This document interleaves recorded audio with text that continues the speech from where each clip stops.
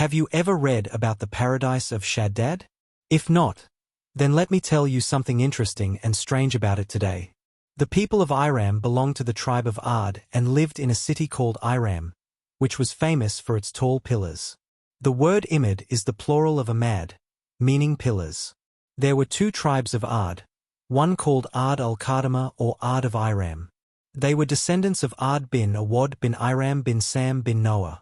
They were named after their grandfather Iram, and their city was also named after him. Their land was close to Aden. Prophet Hud was sent to them, but due to their evil deeds, when they were destroyed, Prophet Hud moved to Hadramaut. His residence was in the region of Arqaf where he later passed away. The people of this tribe had great progress. God had given them extraordinary height and strength. Each person was at least 12 cubits tall. Their strength was such that one of them could lift and throw a stone with one hand that many men together could not even move.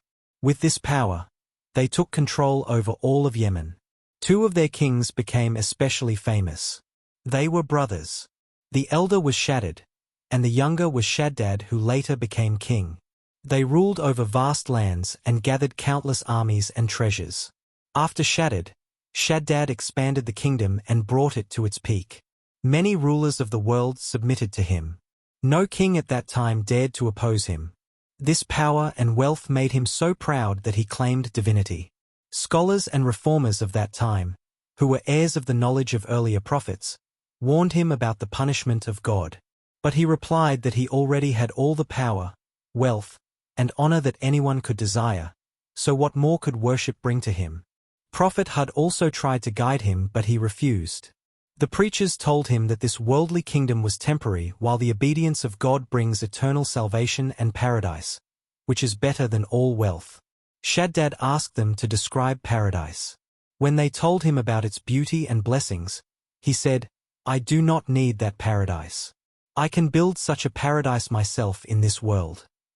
He gathered 100 trusted officers, each in charge of 1,000 men, and explained to them his idea of building a paradise. He sent orders across the world to bring builders and craftsmen to Aden. He commanded all rulers under his power to make bricks of gold and silver from their mines and send them. He ordered a square city near Mount Aden, 10 miles long and 10 miles wide, to be built. Its foundations were dug so deep that they reached near water, and then filled with marble. Over that they raised walls with bricks of gold and silver, 100 cubits high. When the sun rose, its light would shine so brightly on the walls that eyes could not bear to look. Inside, 1,000 palaces were built, each with 1,000 pillars adorned with jewels. In the center a river was made, with streams branching into every palace, leading to fountains and pools. The floors and sides of the canals were decorated with rubies, emeralds, corals, and sapphires. Along the banks, artificial trees were made with golden roots, emerald leaves, and fruits of pearls and rubies. The walls and markets were polished with musk, saffron, amber, and rosewater. Jeweled birds were made to sit on silver pillars. When all this was completed, he ordered silk carpets to be spread everywhere. The rivers were filled with sweet water, milk, honey, and wine. Markets were covered with golden curtains, and every trade and craft was arranged. All kinds of fruits were made available at all times. It took 12 years to complete this city. When it was ready, Shaddad ordered all his nobles to live there. Then, full of arrogance and pride, he himself set out with his army toward the city. Along the way, he mocked the scholars, saying, "You wanted me to bow before someone else for a paradise like this. Now see what I have created." When he reached near the city, people came out with jewels to welcome him. But as he was about to step into the city, he saw a stranger at the gate. Shaddad asked, "Who are you?" He replied, "I am the angel of death." Shaddad asked, "Why have you come?" He said, "To take your soul." Shaddad requested a little time to see his paradise, but was refused. He asked for time just to dismount from his horse, but even that was not allowed. While one of his feet was in the stirrup and the other on the threshold, the angel of death took his soul. Then Angel Jibreel gave a mighty cry, and the entire city with all its decorations sank into the earth, leaving no trace. The Quran mentions this as the people of Iram with lofty pillars, the like of which was never created in any land. After the death of Shaddad, the city was hidden from human eyes. But sometimes people of Aden and nearby areas saw flashes of light at night, which came from its jeweled walls.